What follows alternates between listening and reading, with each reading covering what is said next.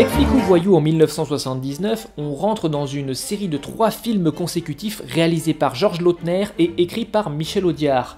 Un duo qui a fait ses preuves avec des classiques du cinéma français comme Les Tontons Flingueurs ou Les Barbouzes, auxquels on va greffer la personnalité explosive de Belmondo.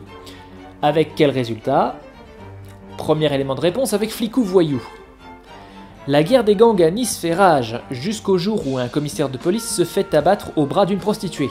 C'est alors que le divisionnaire Stanislas Borowitz, joué par Jean-Paul Belmondo, vient faire le ménage avec ses méthodes douteuses à base d'explosions, de chantage et de fausses identités. À force d'emmerder tout le monde, il finit par se faire des ennemis qui sont prêts à tout pour se débarrasser du gêneur. Une tâche qui s'avère être facilitée quand la fille de Borowitz entre subitement dans l'équation. Qui de la pègre ou de la police va l'emporter? Flic ou Voyou, en plus d'être un des rares Belmondo que j'avais déjà vu, partait gagnant, justement par son pédigré. On a vu beaucoup de films écrits par Michel Audiard, avec plus ou moins de réussite, mais en duo avec Lautner, il est à son niveau maximal. Et pourtant, le film est un opposé des Tontons Flingueurs ou des Barbouzes, qui sont des comédies avec des relents d'action, là où Flic ou Voyou est un film d'action policier avec des relents de comédie. Mais ça fonctionne tout aussi bien. Le reste du casting est connu pour avoir aidé Belmondo dans beaucoup de ses autres films, notamment Charles Gérard, mais aussi Michel Beaune qu'on a déjà vu dans des petits rôles dans 4 ou 5 films, et c'est pas fini d'ailleurs.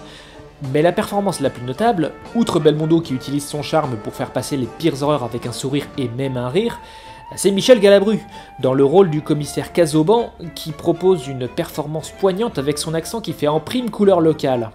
Le scénario est simple mais efficace, avec une réalisation appliquée qui ne se fait remarquer qu'au tout début, quand Lautner fait des zooms façon casse de bande dessinée sur les futures cibles de Belmondo. Ce dont je ne suis pas fan comme effet de style, surtout quand c'est oublié après le générique, mais j'y reconnais la fonction. Donc admettons. Le film a également quelques références subtiles aux Tontons Flingueurs, comme le faux film qui s'appelle Le Terminus des Prétentieux, le mafieux qui se nomme Wolfoni, ou la présence de Valentino Valentini au casting dans un petit rôle. Et ces références montrent une attention aux détails qui cimente la solidité dans la mise en scène. Donc, entre le scénario solide, la mise en scène qui installe une belle atmosphère, les dialogues d'Audiard qui sont acérés mais qui savent où s'arrêter, le charme de Belmondo et la robustesse des autres acteurs qui le servent, la seule faiblesse de Flic ou Voyou est peut-être sa bande originale, qui a un thème principal solide mais pas beaucoup plus. Ce qui veut dire qu'il y a beaucoup de choses à apprécier dans ce film, que je me souvenais avoir apprécié à l'époque, ça doit bien faire 5 ou 6 ans que je l'avais plus vu, même si je ne me souvenais que de quelques punchlines du début de film. Grosse recommandation et une barre placée très haut pour cette trilogie de Lautner.